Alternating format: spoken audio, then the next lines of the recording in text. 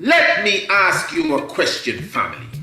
Are you a member of the Tiger's Nest subscription team? If the answer is no, well, you are really missing out. First of all, the Tiger's Nest subscription is only $25 per month. And you will receive, listen to this, each and every episode of our nightly radio program, The Tiger's Nest, information, inspiration, and a lot more. In addition to this, advanced subscription will give you a copy of all of our video documentaries, whether they be full length or short, to include Ahmedia, The Night of the Black Tiger, and the Santa Claus Massacre, just to name a few, all for free. You will also receive every new upcoming video documentary, again, whether it be full length or short, for only $25 per month as a subscriber to the Tiger's Nest. But wait, there is more, much more. All books written by myself, Honorable Priest Isaac, will be given for free to all subscribers, including our upcoming books. All of our subscribers will have free access to all of our special events, lectures, webinars, and conferences that are valued $100 or less. And this access again will be for free. Plus, all of our one-time payment courses, for example, Ancient Astronomy and the Evolution Motivational Business course, will be for half price to all our Tiger's Nest subscribers. Wow! All of this and more for a subscription of only $25 per month. Now listen to this. You could also get a 6-month or an annual subscription plan, which will be much more economical. Family, this is it.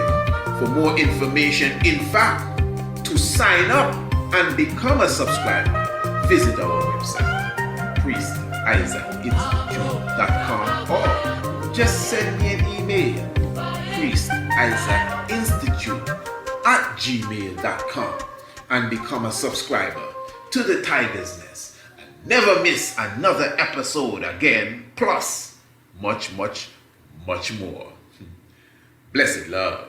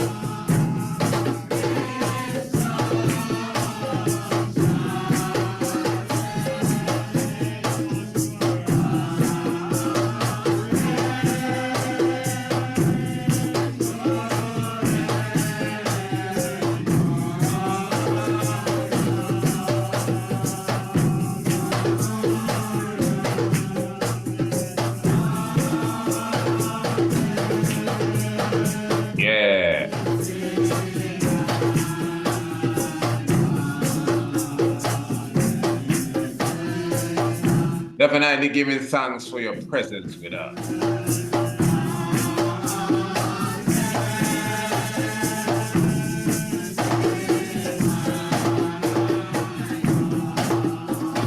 Oh, we definitely say blessed love to each and every one and a wonderful Thursday evening. Tiger's Nest.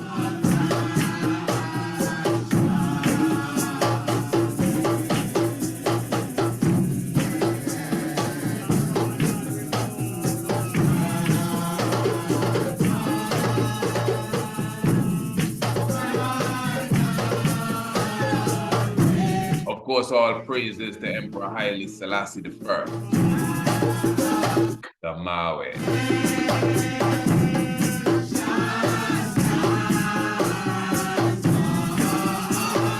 Of course, the Honorable Priest Isaac here with you. Just keeping the vibration strong. We definitely tune the radio panel. This is the international flavor. This is the universal spice. International radio. Rastafari. Hey, blessing the full family all over Africa. I can see from here you're well in tune.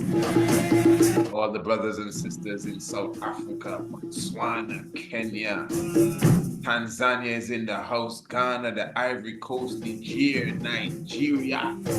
Yeah.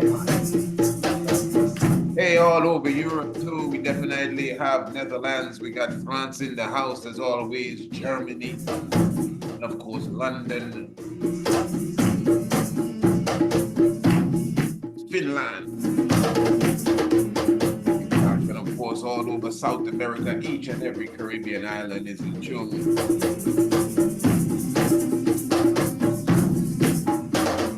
Wherever you may be, internationally, Canada, the USA, Central America.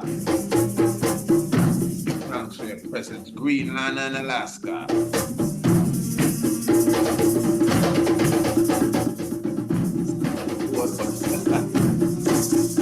Once again, give thanks for your presence, man. This is Tiger's Nest Radio Program. This is a program that comes to you every Monday, Tuesday, Wednesday, and Thursday at the hour of 7 o'clock right here on Radio Anu, the international flavor, the universal spice. And give thanks for the beautiful introduction. Give thanks for the Nyabingi drum sound and, just carrying us through. We're going to have a wonderful program this evening, as I already told you. We're going to be touching upon certain aspects of the history of the Nation of Islam. And we're going to be touching upon the reality of Mr. Fahad Muhammad. This is going to be deep. This is not going to be just a guest show. We're going to try our best to bring it out as scholarly as possible on the intellectual level. So it's going to be a blast. Let me just remind you, family, how many of you, let me ask you before I remind, how many of you would have already registered for the International Homeschool Enrollment Party? Okay. Well, a few of you, give thanks.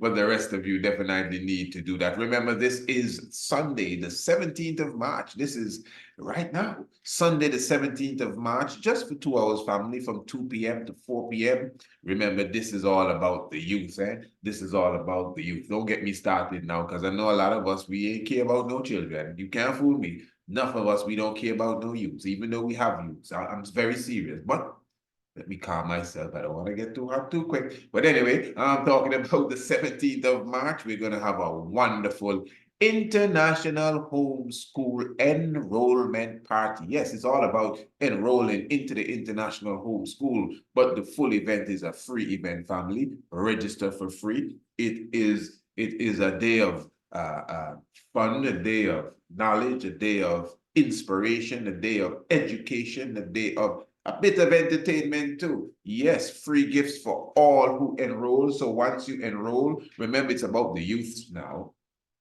So the gifts are really for the children. So all those who register and literally register for the event now. I want this to be clear. The event and enrolling into the homeschool program is two different things. The event itself is the 17th of March from 2 to 4 p.m. It's a totally free event. you register for free. And once you register, you will receive on that day or very soon thereafter a free education package. Obviously for the young ones. You get what I'm saying? Good.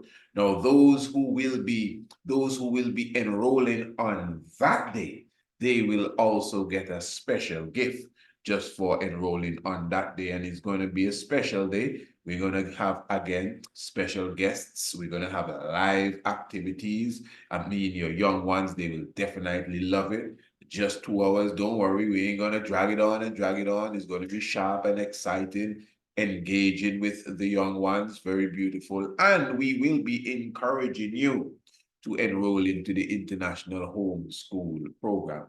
So I pray that you are ready and willing for that. So remember, you can just join us. Of course, you are already on the website, priestisaacinstitute.com, priestisaacinstitute.com, or just email us, priestisaacinstitute@gmail.com, and we'll take it from there. You're definitely on board. Now, previous evening, we were talking about Haiti. What a wonderful program we had. I'm not going to really go too far into that again tonight, but the situation in Haiti is a living situation, very fluid. It's changing by the second. So, of course, we just wanted to just touch upon what would be taking place. I mean, in Haiti at the moment, and we're taking this from Citizens TV Kenya. Now, news from further afield, and almost a week after Haitian Prime Minister Dr. Ariel Henry signed a security deal with the Kenyan President, Dr. William Ruto, at the State House, Nairobi, he is yet to set foot in his country.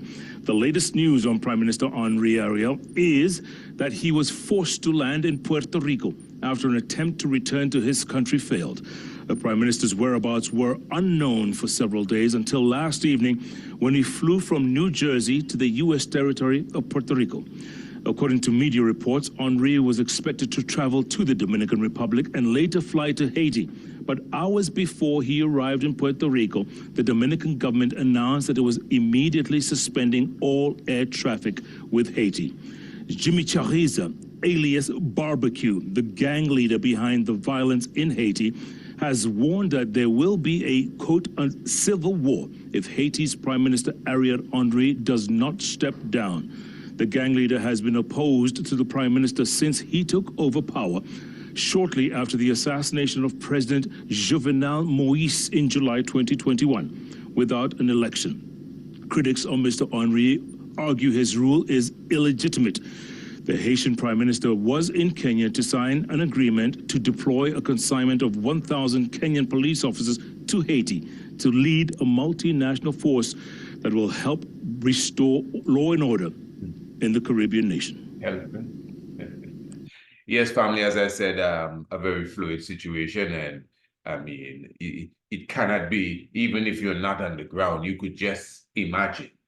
And again, you see, like, for example, today, on the local media around here, you know, in Antigua, they're planning to send, I think, about 12 police officers, 12, 1, 2, 12 police officers to Haiti to assist and to help to quell the violence. Well, I chuckle because it's like a joke around here. But anyway, a lot of ones were very concerned about this. But I'm saying this to say, you listen to some of the people that call in on talk radio, and they're saying they don't want their police officers to go to Haiti, you know, because these people, they don't know these people practice voodoo, and these people will kill them over there. I say, here it is here. No, this is some serious stuff. You see what's going on in Haiti? Wow, it's layered. It's layered. I mean, of course, we all know we can start at the beginning, but I don't want to go through that again. We already did a whole program on that last night, but it's layered.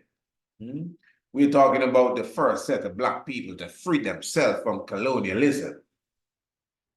Unanimously, decisively, Napoleon had to run. America should be happy. Without Haiti, America would be half of what America is today. I'm sure you know about the Louisiana Purchase. Of course, we've spoken about that already. $30 billion Haiti had to pay to France, or has paid thus far and still paid. Why? Because France, needed reparation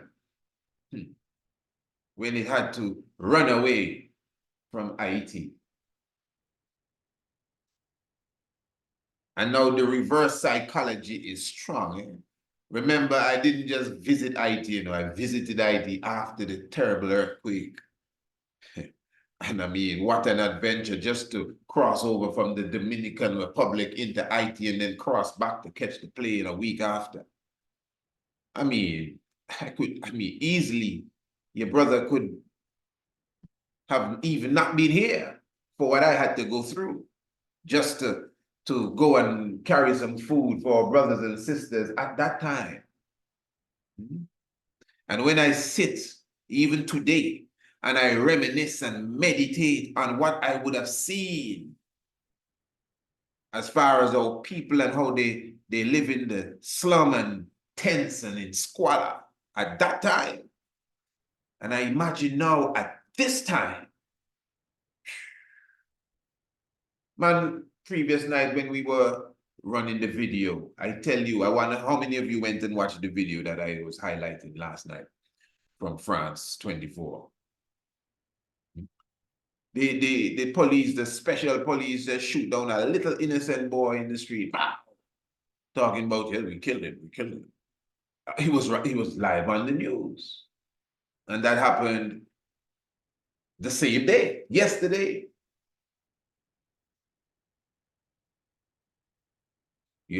People calling in on the radio station today, no, they get, and they have 4,000. How many prisoners got away? I don't think it's 4,000. It's 4,000 or for some big number, but whatever. 3,500 prisoners got away. Yo, I hear people on the radio saying these prisoners, they're criminals. We have this dead psychology that this wicked world has given to us. What criminals? Most of those prisoners in those same prisons in Haiti have not even been tried properly. You know that. Some of them have not even been neither convicted, charged, tried, none of the above. That's how it runs there. That's the reality. Enough innocent people sitting down there, even the guilty. Many of the guilty are innocent too. What? What do you mean, what?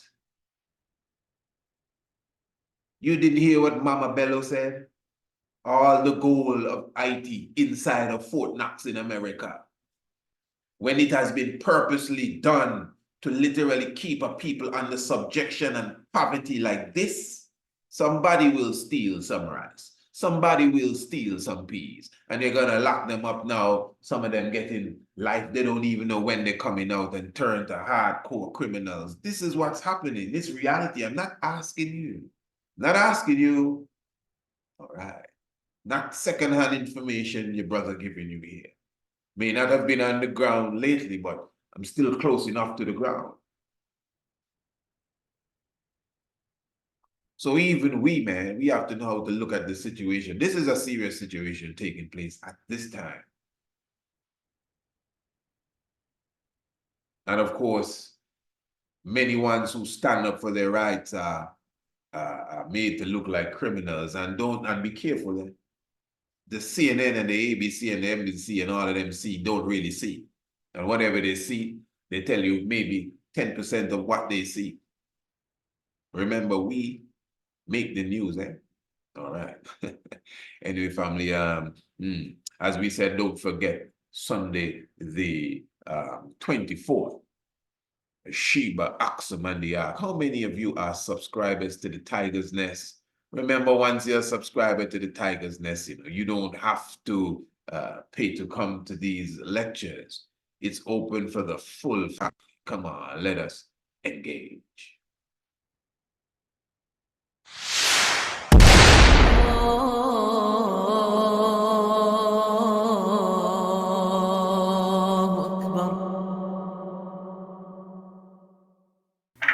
What is the story behind the Queen of Sheba?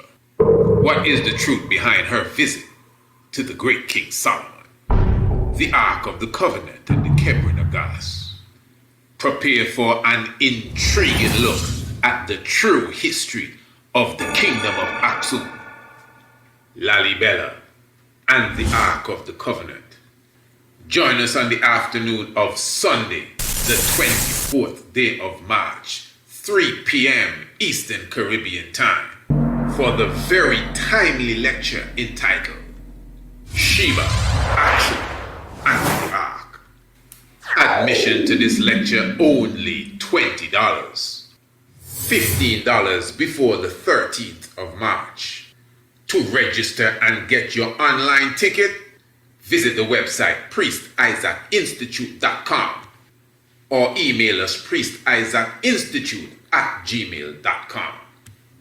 Be there. Prosperity is a herbal remedy that has been naturally designed to nourish the prostate gland. Prosperity uses a combination of leaves, roots, and barks to create a tincture designed to nourish your prostate gland. It also will assist in prostate-related issues such as erectile dysfunction, swollen prostates, and problems related to the passage of urine. Call or WhatsApp 728-8289, 728-8289 and get your bottle today. Prosperity. Yes, family, and let me just say here too at the same time, right now, you know, they are taking down different channels and yeah, man, different ones that are considered conscious or whatever. I told you that the other day when they had the lockdown. I just told you that. I said, hey, they're going to be looking to silence ones that are saying things that they don't like. That's just the way they roll. Hey, family, give thanks for your presence with us. Now, this evening, I want to go into the subject area as it relates to not just the nation of Islam, but more the theology. Yeah, I want to look at the theology. Just a quick look. It's not nothing, you know, for anyone to even be afraid of, because I know ones get very touchy when you start to go into certain territory for whatever reason, on all sides. On all sides. Some ones want to be ignorant forever and say, no, we don't talk about these things. And then those who are very dogmatic maybe about it, they're listening keenly. They want to hear what you got to say, you know. But I'm just going to look at it from a realistic perspective. In fact, I think that is why I want to begin on that level as it relates to Master Fahad Muhammad. Now, without a doubt, let's just start from this perspective, because this is how he is usually known. He's considered to be, just in case you don't know, he's considered to be the Almighty God in flesh for members of the lost found nation of Islam. They consider Fahad Muhammad to be Allah in flesh. You get it? Of course, Allah is, I would say, the name given to the Supreme by the Islamic faith. Of course, the names of the Supreme also tends to fashion an individual's outlook of the Supreme. You following me? Okay, very good. All right. That's why a person will tell you Jehovah and Allah is two different gods, and they try to explain why.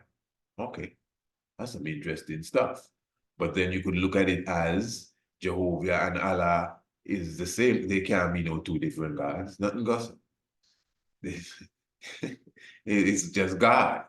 But ones just tend to give the God a different name. But again, the name definitely comes with a personality and a characteristic. It does. It usually does, you know.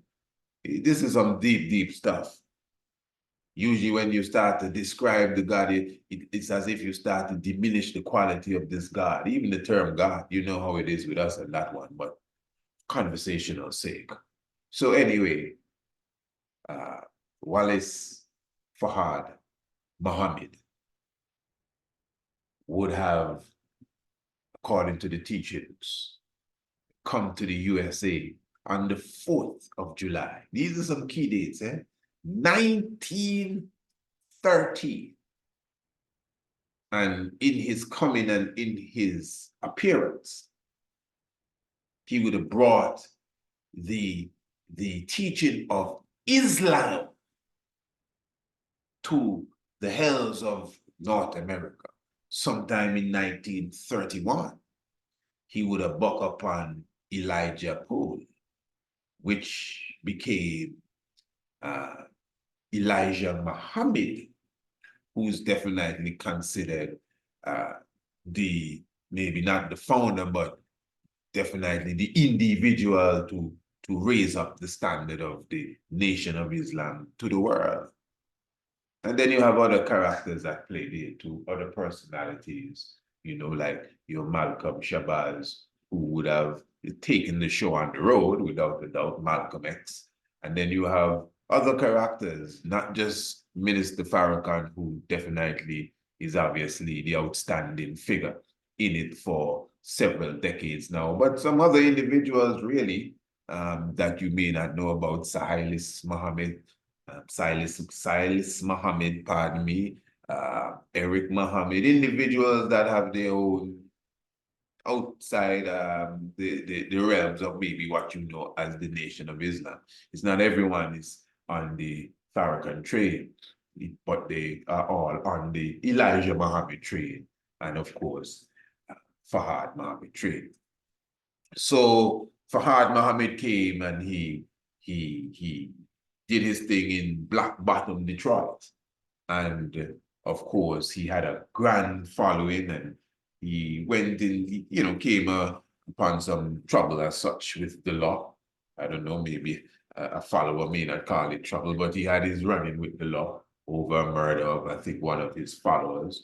I think we have some pictures of that there, but we'll come to that. In fact, no, we showed that previous evening when he was showing the book to the officers. And as I said, after his disappearance in 1934, Elijah Muhammad, who was called Kareem, I think at the time, would have taken up that full mantle and have become the Honorable Elijah Muhammad that we know about as it relates to the Nation of Islam. So basically, and of course, obviously, a very standout character being Fahad Muhammad, even just in appearance, because the idea that he has come to redeem the Black man. And of course, many ones would consider him being a white man. And would say, well, how that fit in after all we've been through, after we done bonfire on Jesus and throw away the white Christ. All of a sudden, you're telling me the Savior come again white. I mean, so what you're trying to say? And one may say what you see is what you get, but the argument is that the brother Fahad Muhammad is not necessarily white. Now, this is another thing.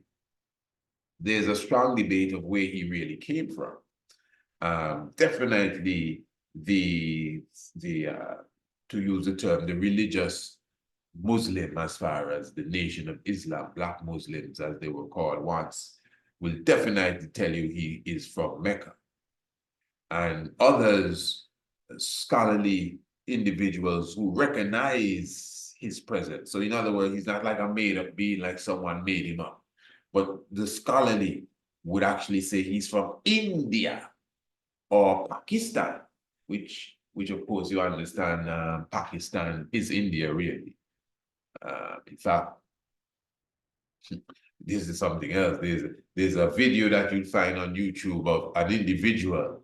You see his picture too. Those of you who study this know exactly who I'm talking about. Who says that ones are saying that he's the same Fahad Muhammad who left in 1934 and came back in 1959 or 1960. And was still around in 1977. And he said when he went back to India, it was Pakistan, but he left it as India. This is some serious stuff. you comprehend. But according to the scholarly knowledge now, and I think even individuals that are members of the Nation of Islam do not know that. Know this, pardon me. But Fahad Muhammad returned to the USA, according to the scholars in it, the scholars now, not believers. And I would believe some believers would say this: Fahad Muhammad would have returned to the USA in 1959. Master Fahad Muhammad. Now, I know a lot of ones very religious and say, oh, he's no master, only one master. I don't want to get into no religious thing. Eh? The reality is, not because you don't believe a man is Allah in flesh or God in Almighty, whatever the case mean, he's not a master. You see, this is what I'm saying. When you take the time to do the study in it and understand, I mean, come on, man. It's just like masonry, brother. You have ranks. You're going to tell me Elijah Muhammad himself is not a master? I'm not here to judge and compare and put student against teacher. I mean, the Fahad Muhammad vibes, I mean, I do my little studying and it sounds interesting, you know. But I can tell you, Elijah Muhammad is a man that I highly respect. Oh, without a doubt. When I first came into consciousness, How to Eat to Live is one of the first books I ever bought. And the Message to the Black Man, literally spent my money and bought those 2 books. And I must say, massive, mighty reading. How to Eat to Live definitely is a life changer. You know, so you must understand when you're dealing with master, it's just the reality of it. Now, as it relates to Fahad Muhammad now, it is said that he, according to Elijah Muhammad, Fahad Muhammad, explained to him that he's a black man too. Just telling you what Elijah Muhammad said, because his mother is a Caucasian, but his father is an original man. All right. Now, we're going to do some listening, family. Get your books and your pens. This is a scholarly edition of the Tiger's Nest, as it always is. And we're going to be listening to Professor Fatima Fanusi, and she will be giving some historical context as it relates to Fahad Muhammad.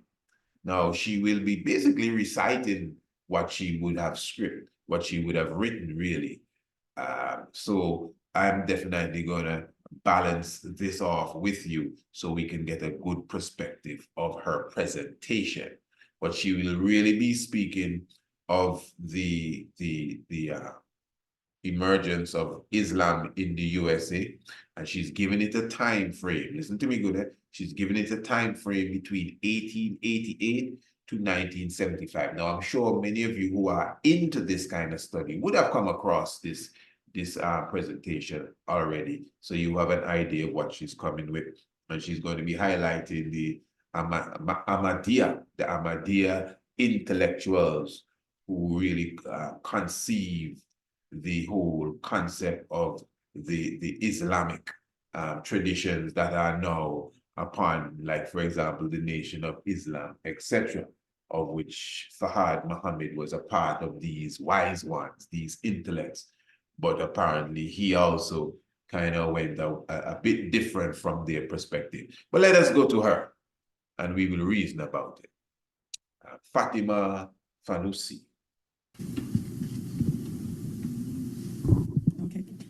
Okay, so good morning or afternoon, everyone.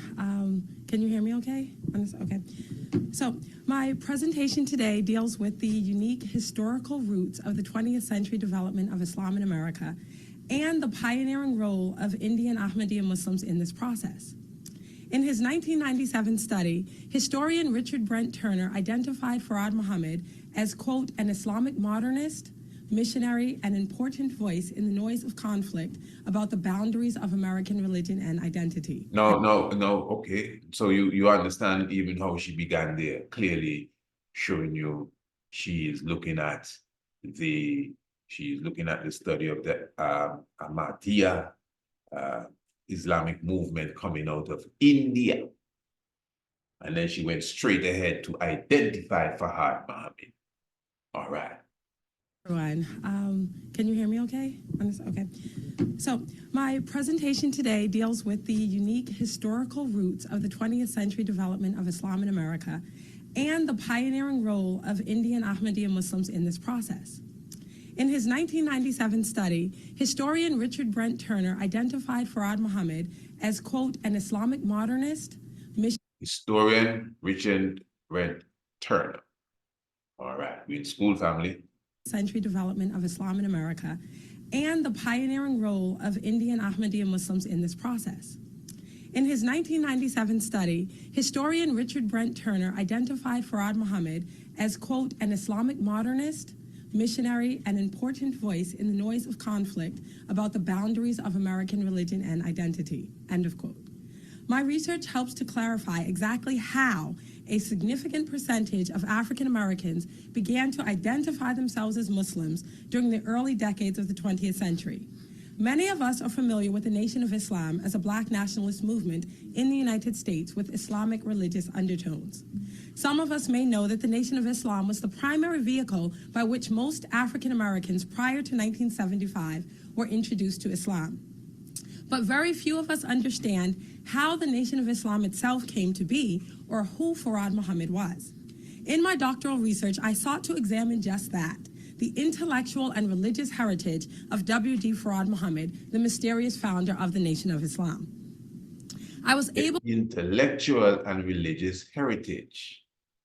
Keywords, the mysterious character, Fard Muhammad, founder of the Nation of Islam. About the boundaries of American religion and identity, end of quote. My research helps to clarify exactly how a significant percentage of African Americans began to identify themselves as Muslims during the early decades of the 20th century.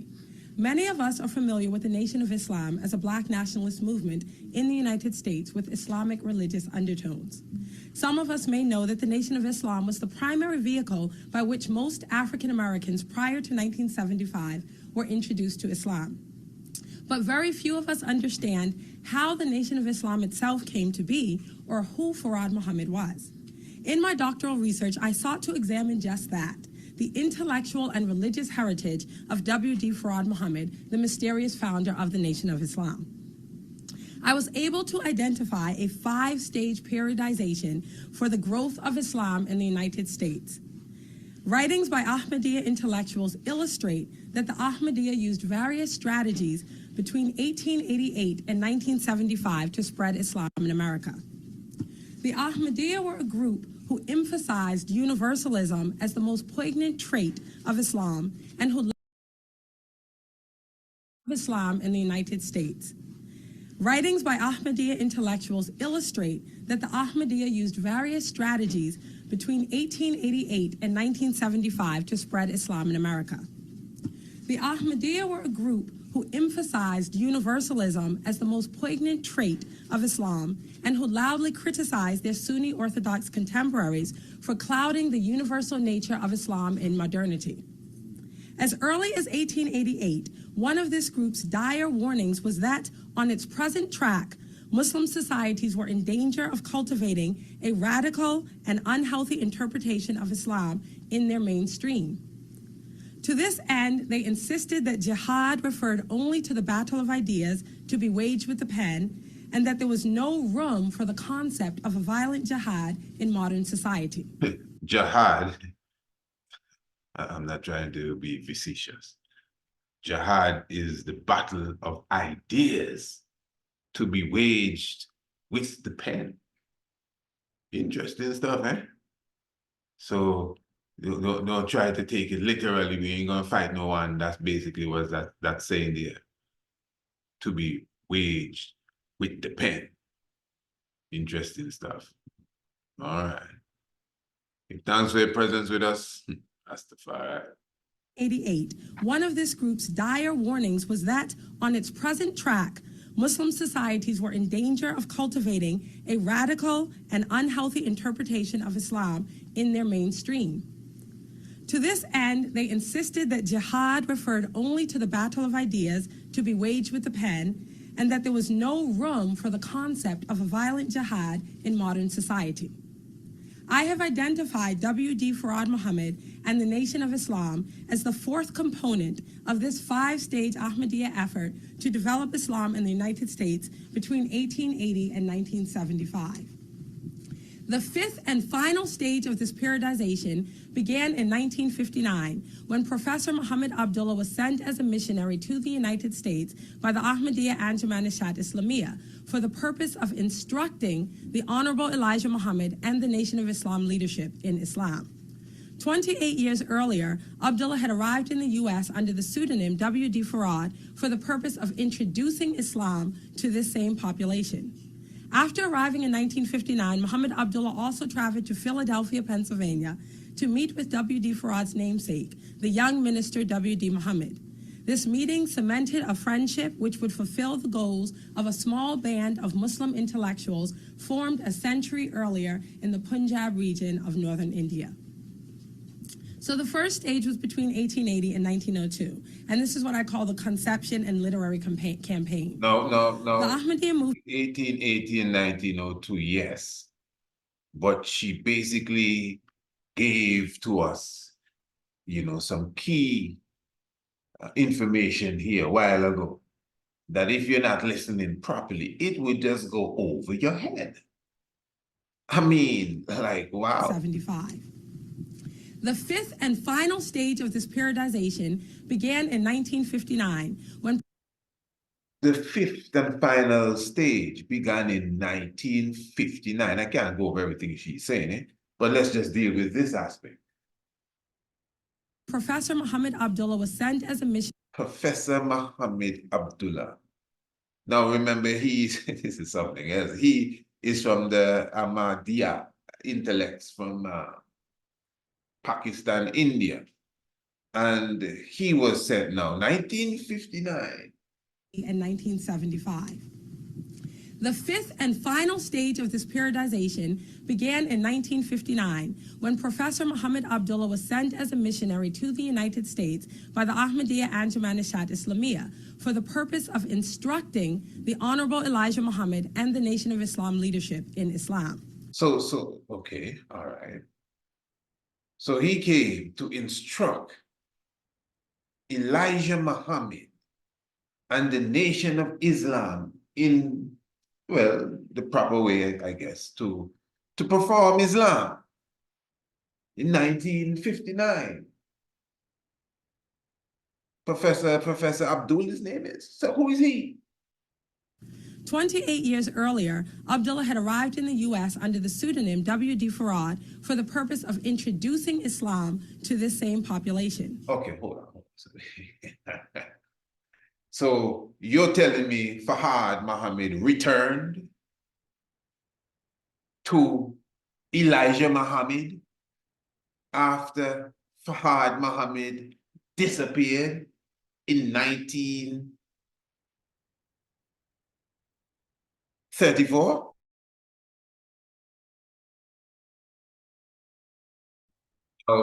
The individual that ones are saying, I'm sure some of you would have seen the picture and even the video that's on YouTube. The individual that ones are saying is the now Farad Muhammad. Well, I don't know what has become of him now. I think this would have been Dr. Abdullah, and who, according to what some believe, is the same Farad Muhammad that visited Elijah Muhammad in 1930. So what we're hearing here from Sister Fatima now, although she is Islamic, I don't think she is pulling any or she has a dog in the race then, or horse, pardon me. She doesn't have a horse in the race. We have a term around here where you say, well, I don't have a dog in the race, but I think horse is the better term here. But the point I'm making is, sometimes when you want to get clarity on a subject area, you have to go to individuals who don't have a religious bias or, let's say, a theological preference to the conversation. You understand what I'm saying? Yes, and yet still the historian or the researcher also equally cannot be biased too, because you have bias and religious historians and researchers too, who they may not necessarily be of any theological outlook, but they just don't like yours. So in their research, they're gonna take the history that they have uncovered and maybe add their own little emotional perspective to it. And that's not good at all. So that's why in your research, you have to try your best to get the moderate understanding of whatever it is you're looking into. You don't want no emotions coming with it and people's feelings and people's belief. All right, so let's try to unravel the history here. Realistically, in 1930, according to the history and according to the believers, Fahad Muhammad would have visited the US 1930, 4th of July, and wrap up with King Elijah Muhammad in 1931. And then when I say king, there's a kind of genuine term. You understand what I'm saying? The messenger Elijah Muhammad in 1931. And according to the narrative from my knowledge, he disappeared. That's Fahad Muhammad in 1934. Never to be seen again. Any member of the Nation of Islam in the house? Tell me how it goes. Never to be seen again. But the historians now, who are looking at this from another perspective, because the way that the students would have learned this is that Fahad Muhammad is Allah in flesh, and a master as well, a master, and he knows the fullness because he came, explaining the square mileage of every ocean on the globe. You understand? He was giving you the square mileage of every landmass on the planet. As I said previous night, according to the teachings, he could speak the language of the birds and interpret the language of the people on Mars. Well, that's what Minister Faran said. I heard it with my ears.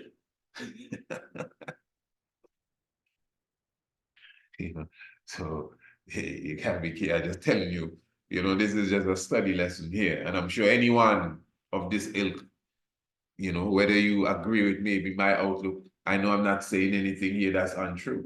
At least I'm just telling you what I know, what I've read, what I've heard, and you even, hear the professor speaking. So ones are considering that he returned in 1959 after visiting Elijah Muhammad in 31 and leaving in 34. He came back in 59 and kind of, I would believe, reconstruct the teachings that he left him with. And the video with the video that they have with the individual that they consider to be him, he in that video he speaks about Elijah Muhammad and his concepts, and in fact, something, let us see if we can find that. Let's see if we can pull that up so you could hear at least a bit of that interview, and maybe you yourself could come to some level of conclusion if you believe that he is the same Fahad Muhammad or not, because obviously there are those within the faith that deny this. Now, you may not be able to see this, obviously, we're on the radio, but you are listening. In fact, I think I would premiere this program here. Every now and again, we take one of our Tigers' Nest and premiere it on radio and TV, which is the YouTube. More than likely, I might take the program tonight and premiere it. But let's listen Talk to with the Imam, Muhammad Abdullah, who has more to say about America's Muslims. Where are you from originally? So this is Dr. Abdullah here. Talk with the Imam, Muhammad Abdullah, who has more to say about America's Muslims. Where are you from originally? Originally, I may say from India, but when I went back, it was Pakistan. Imam Abdullah, how long have you been here? In the United States, I came since 1960. It means 16 years or 17 years. So he say he come in 1960, 1959, 1960, the same time. This is the Abdullah that apparently returned. I'm just saying apparently returned because honestly, even although the picture of Fahad Muhammad, and this is another thing, you see all them pictures of Fahad Muhammad. Now, the main picture of Fahad Muhammad when he's, he's here well slick and he's looking in the book. I think most ones consider that to be a genuine picture. But then you have the pictures of the mugshot and pictures of when I think he was showing the police the book. Many ones, especially ones of the faith, will tell you that is not Fahad Muhammad. And the same thing with this Muhammad Abdullah who's speaking here. For sure, many ones are telling you this is not him. Now, when I look at him and I look at the Fahad Muhammad, now people definitely, some people, their features really change, morph a lot within 30, 40 years. That's the truth. You see some pictures of people that you see now today and 30 years ago. You could see it was them, but they really would have changed. And that's the truth. But when I look at Mr. Abdullah, I honestly don't really get the vibes that that's the same picture that I'm looking at or the same person that I'm looking at in the pictures of Fahad Muhammad. It may or it may not be, but that's just not the impression that I am getting. And as I said, maybe when we put this up on the tube, for those who cannot see this, you yourself could come to that conclusion. But yeah, so he's saying he was there since 1960, around the same time, the historian says that he returned. When did you come to Oakland? Just 6 months ago. And how long have you been leading the Muslims in the Bay Area? I may say same period of time, but I was officially Imam for the last 3 months. What has happened to the white man is the devil philosophy? That is, you see, that was during the time of Honorable Master Elijah Muhammad. Here we call Elijah Muhammad Master. He said that was the time because the ladies asking him, so what about the white man is the devil? And he said, oh, you see, that was in the time of the Honorable Master Elijah Muhammad. Now, this is, I think, 1977. That's a couple of years after Elijah Muhammad would have passed on. In fact, he wanted to create or do away the inferiority complex that was in his race. So he wanted to make them feel that they are no longer inferior. And the white man is devil, not you the devil. How do Far Eastern Muslims feel about American Muslims? They think that Islam is progressing through the members of the world community of Islam. Okay, all right. No, I mean, I can't stay on this one here forever. This is a very in-depth subject area still, my family. And I don't want no one to be taking it religious. I don't want no one to be taking it dogmatic at all. This is a study program. We're here to learn, not here just to contend or even to contend at all. We're not into the debating thing and all of that. In fact, it's not a church we're here creating. Of course, I have my own outlook. I belong to a church already. You understand what I'm saying? So this is really for those of us who understand the importance of, gathering information and gathering knowledge, etc., etc. I want to just return quickly to what Sister Fatima was saying here. It's a somewhat of a lengthy lecture, but I'm not going to go into all of that. I'm just going to carry a bit forward. She said some important things, I think, as it relates to Fahad Muhammad before we look to seal up here tonight. Less respect, for one usually prefers the naive and narrow-minded to the sophisticated and slippery. Okay. This brings us to the fourth phase, Fahad Muhammad, 1930 to 1933. You just sound like you say Fahad Muhammad. It's hard. Fard Muhammad's effort to cultivate an Islamic-oriented organization was successful where his Ahmedia predecessors had failed, precisely because he formed a syncretistic religious movement designed to stimulate Islamic growth within the framework of American religious culture. Did you understand what you said there? I want to forget what you just said. Basically what the Nation of Islam did. You know, that's where he kind of had a separation with his brothers in the East. That will favor their case. Intellectually more acceptable than the Qadiani, they inspire less respect, for one usually prefers the naive and narrow-minded to the sophisticated and slippery. This brings us to the fourth phase, Fard Muhammad, 1930 to 1933. Fard Muhammad's effort to cultivate an Islamic-oriented organization was successful where his Ahmadiyya predecessors had failed, precisely because he formed a syncretistic religious movement designed to stimulate Islamic growth within the framework of American religious culture. The increasingly racist development of American religion and culture between 1900 and 1930 provided the impetus for Farad's departure from the standard Ahmadiyya approach of enticing enlightened American thinkers with a clear, rational picture of Islam. In a final bid to cultivate an Islamic population in America, Farad developed a religious syncretism that would appeal to an undereducated Black Christian underclass. In 1907, Levi H. Dowling's The Aquarian Gospel of Jesus the Christ introduced the Aquarian Age to America by giving an esoteric account of Jesus' life. Contemporary journalist of the time, Riley observed that supernatural ideas, packaged with the right finesse and exotic appeal, could count upon attracting the modernized, secular, and scientific thinker as well. Now, let me say, this is deep, eh? And the J. Edgar Hoover business of stopping the rise of a Black Messiah going on for a while. Now, why I am highlighting the importance of us getting into knowledge. You must understand that knowledge is almost infinite within itself too.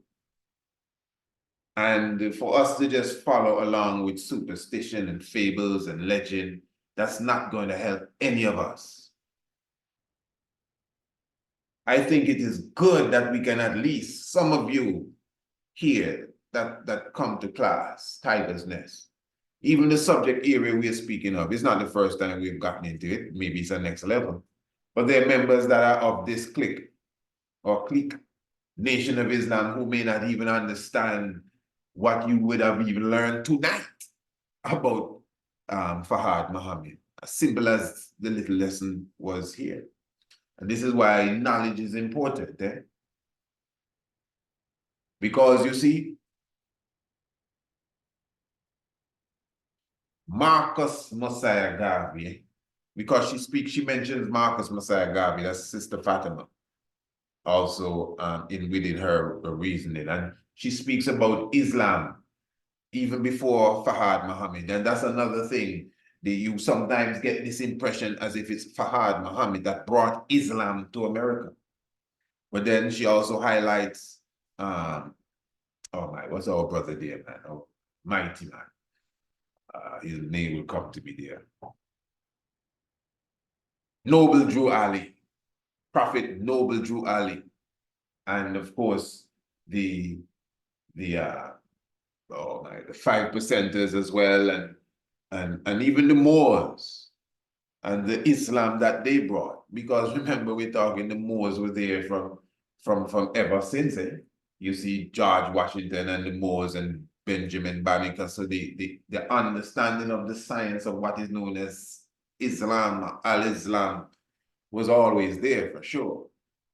So we're getting this impression now that Fard Muhammad and his people in the East, in Pakistan, according to the historians, wanted to somewhat refine or even reintroduce Islam, especially to the Black people in the United States of America.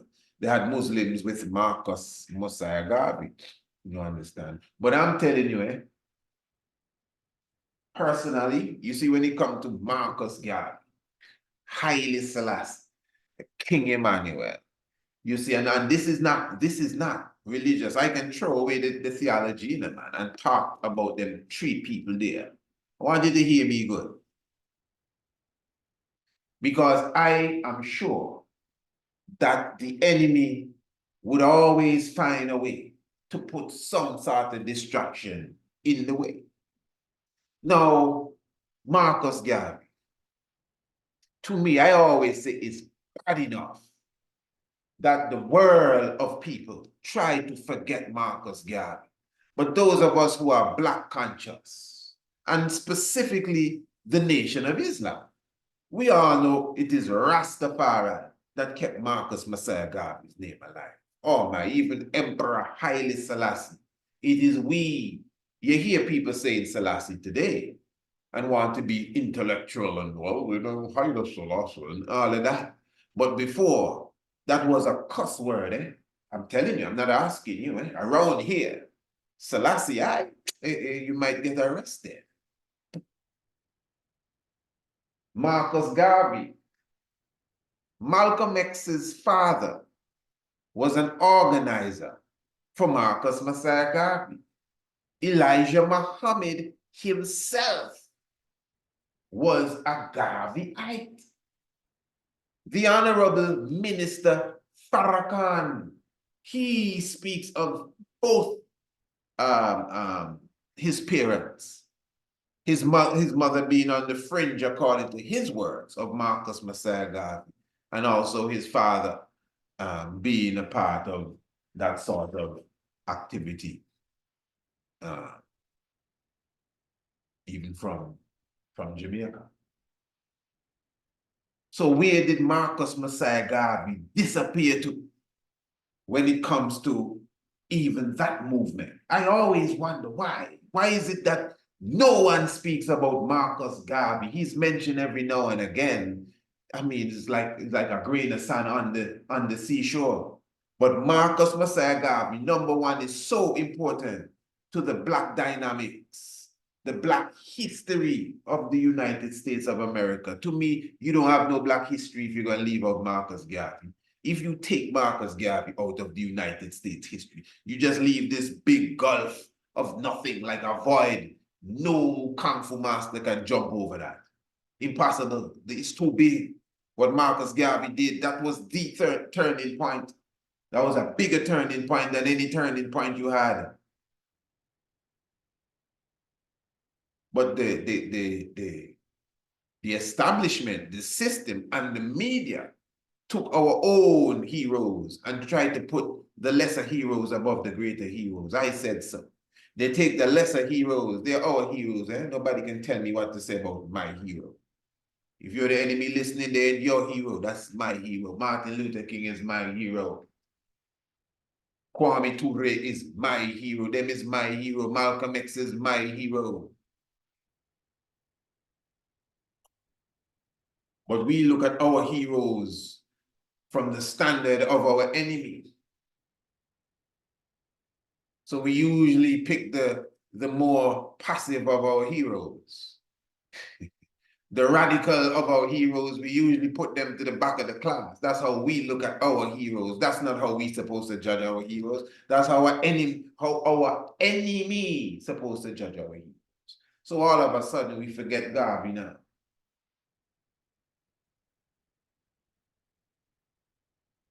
I'm not dissing no one, but when you could have a picture of an individual that ones are debating if the person Black or white, and we ain't got no picture of Marcus Garvey, the blackest thing around. Marcus Garvey, come on, man. It don't have to be religious. It doesn't have to be religious. That's the real nationalist there. That's the real guy.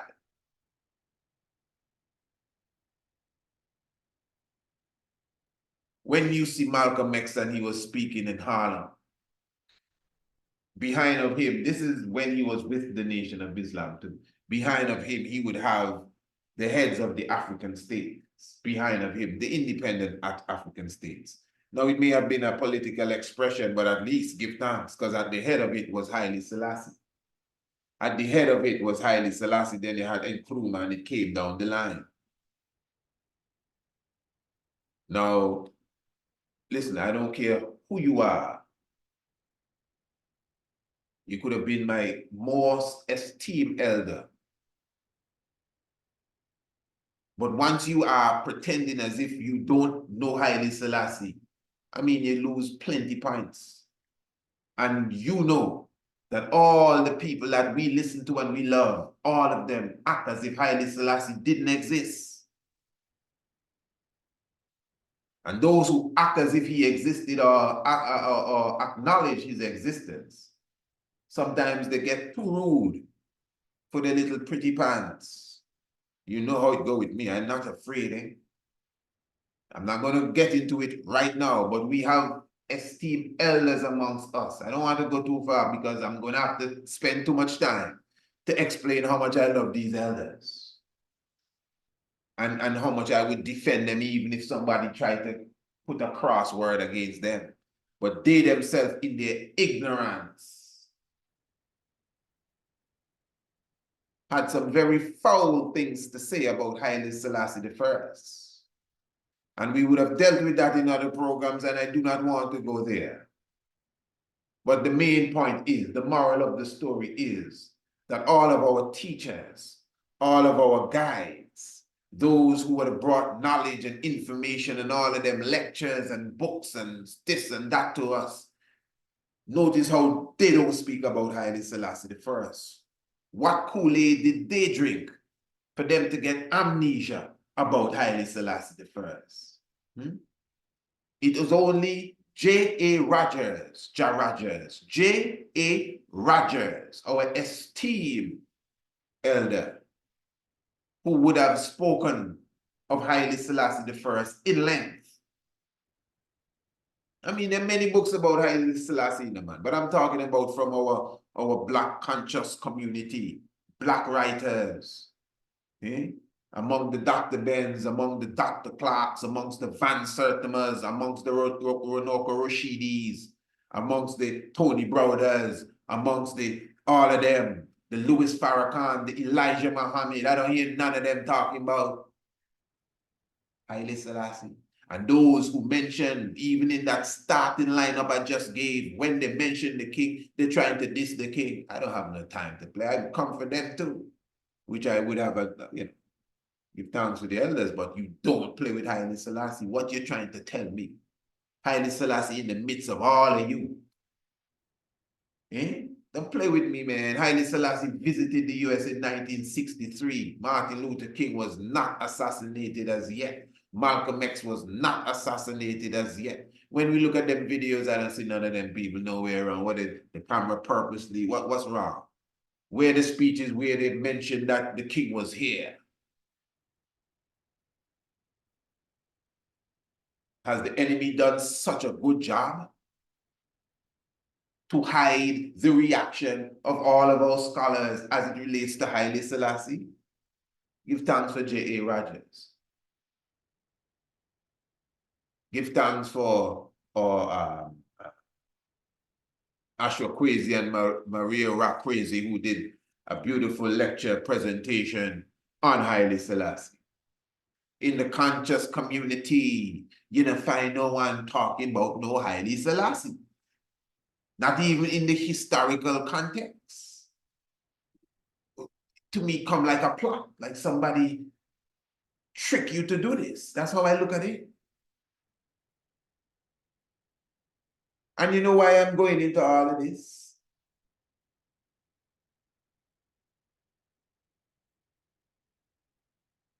Because in 1929, Mussolini,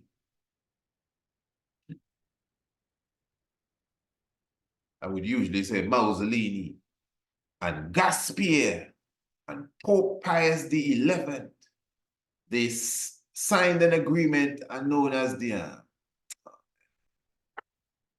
can't remember what the agreement name is, man.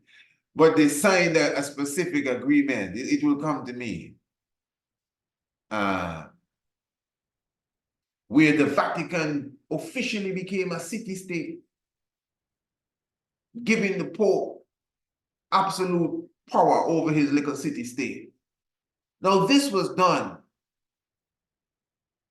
the year before Haile Selassie I became the emperor. And you could see the fullness of the prophecy there of the dragon standing before the woman who was pregnant with the man-child and ready to give birth. Revelation 12.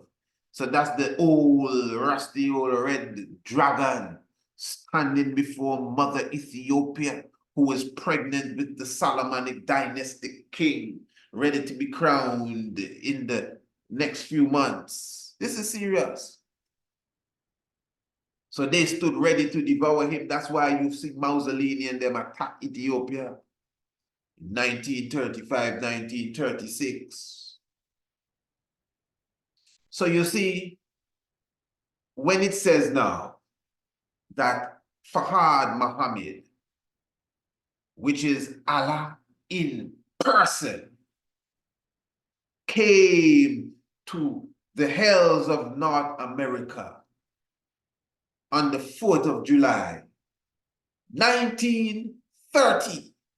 I mean, come on. I mean, come on. I may not be accusing no one of anything, but I ain't gonna make that just go undetected. So this is very important because this character here is an individual that many ones consider to be the prophecy of the returned Son of Man, the God in flesh.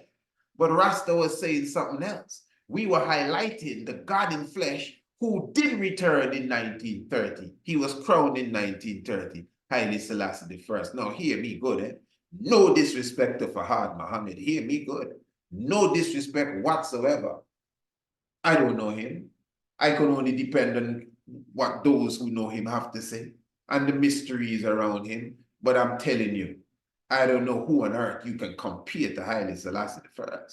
I'm telling you. In fact, if I'm to line them up, Fahad Muhammad is not even in the top 10. Straight up. In fact, Brother Elijah Muhammad,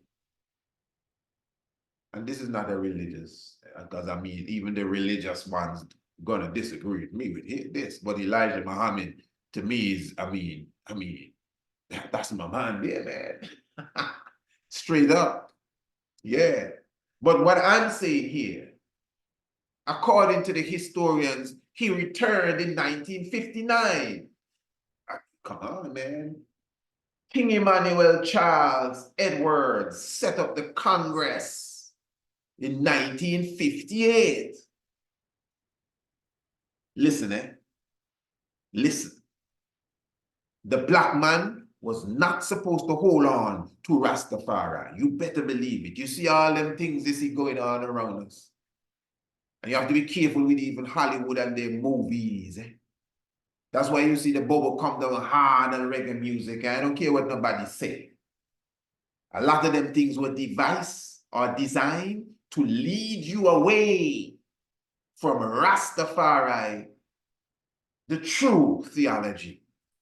Yeah. So Rasta take off the robe and turban and put down the chalice and put on a tight jeans and a leather jacket and a big head spliff and kicking football. Don't trouble me. Don't trouble me. You know what Elijah Muhammad said? Our schools, we don't play sports. We don't have no time to waste. Don't touch me. Touch me. You allow the FBI to infiltrate Rastafari. So what you trying to tell me? The secret agents of the world has not infiltrated Rastafari? Come on. Now, come on, man. This is the concept of truth. This is the original concept of truth. That is why in 1929, the Pope done set up and say, hey, we have to be careful. Look what the star is saying. He's about to return. I knew it was him. Yeah. So remember, Fahad Muhammad was set by a whole institution, you know.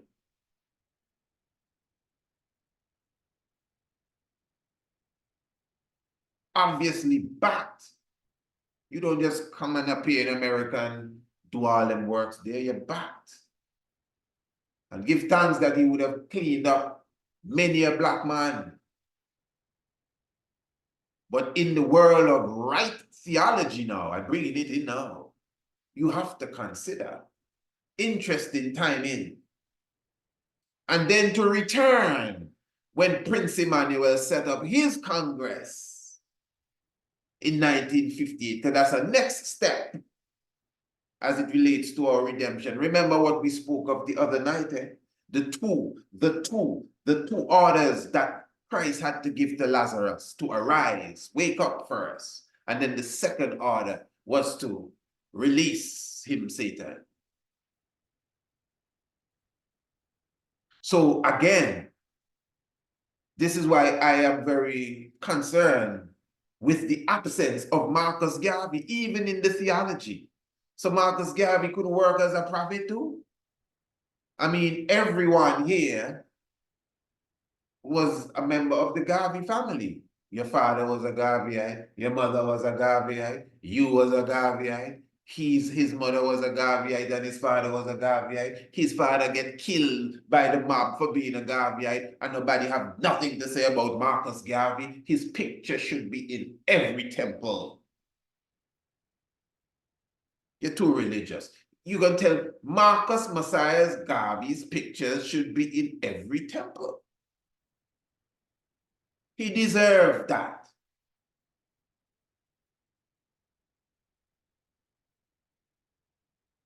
Somebody fool us, man. Somebody trick us. Somebody tell us, shh, don't say nothing about Marcus Garvey. And we follow them.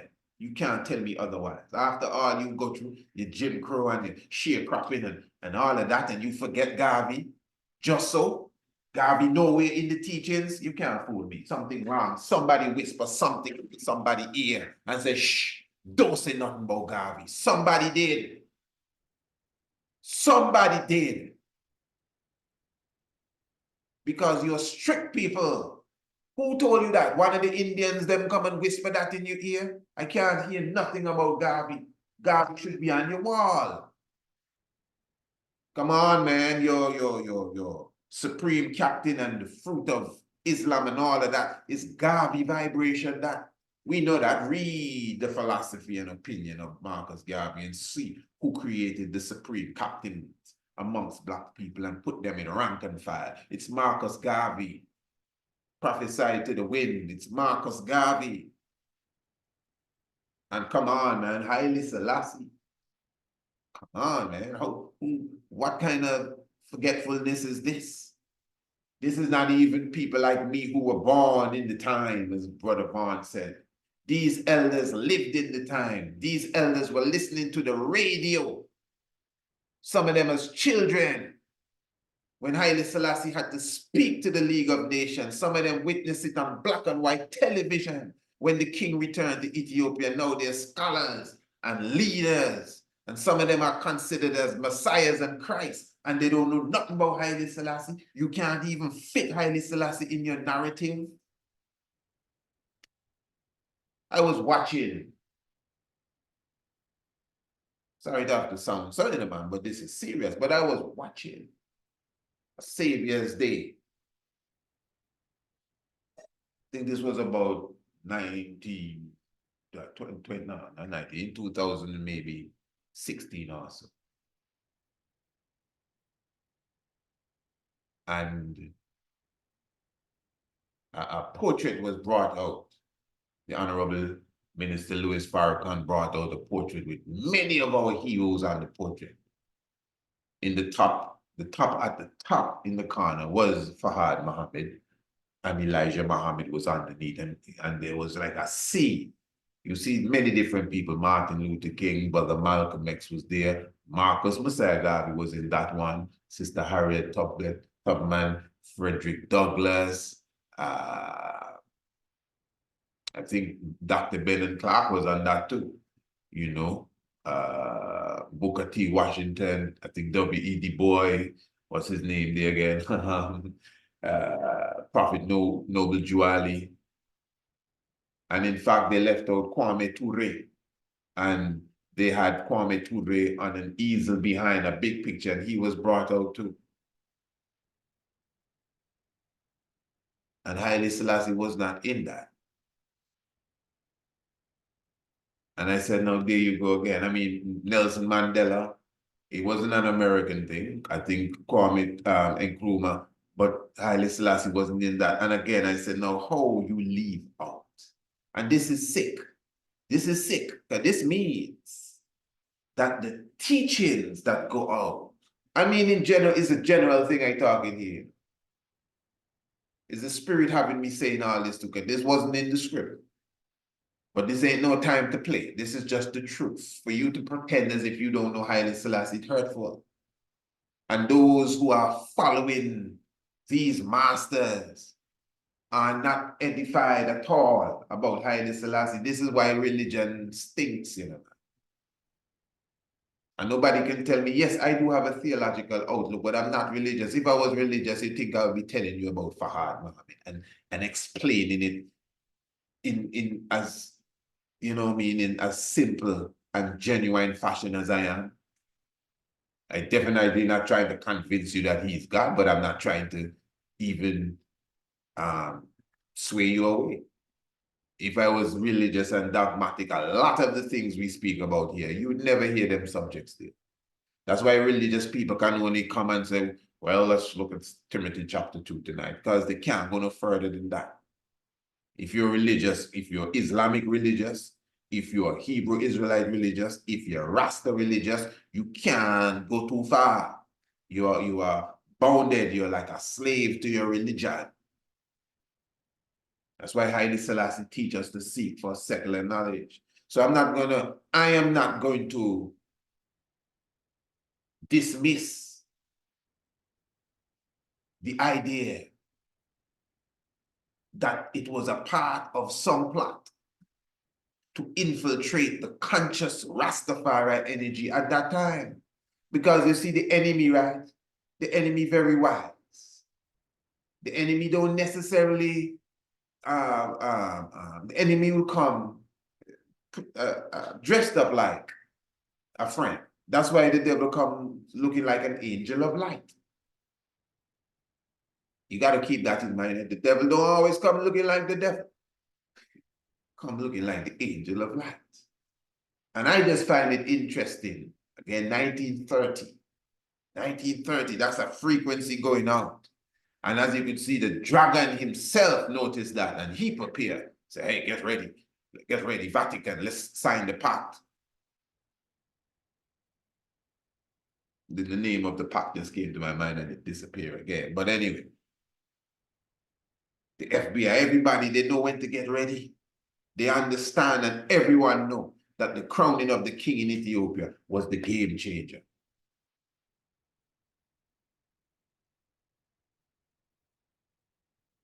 And we know that's not a part of the narrative that Fahad Mohammed brought. Neither was Marcus Garvey. Yes, he may have said a thing about Marcus Garvey, but that ain't good enough. That's your eye-opener there. That's your forerunner there, at least. That's the prophet that shall come before. But then again, no, that's another thing, because one's considered that the Elijah of the Bible that shall come before the great and dreadful day of the Lord is Elijah Muhammad. He's also considered the risen Christ, because according to the prophecy, Al-Masih, which is the Messiah, shall return with the Mahdi, which is God in flesh. So Al-Masih, the Messiah, shall return with the Mahdi, which is God in flesh. That is true. The Messiah did return, yeah, man, with the God in flesh. So family, I just decided that I wanted to bring this on the table this evening as a reasoning. And this is just for my students, you know, knowledge to open and expand the mind. I really appreciate love, you know. I appreciate hate, but we appreciate love those who really take the time to come and sit in every night with us and you know, and take the time to get out of the hustle and the bustle of the regular social media and come into an environment which is Radio Anu, and really sitting for this scholarly meditation. Family, many of you would have missed the program previous night that we did on Haiti. So we're going to rebroadcast that right now after this program here. And I pray that you go nowhere, for that is a very serious program that we had.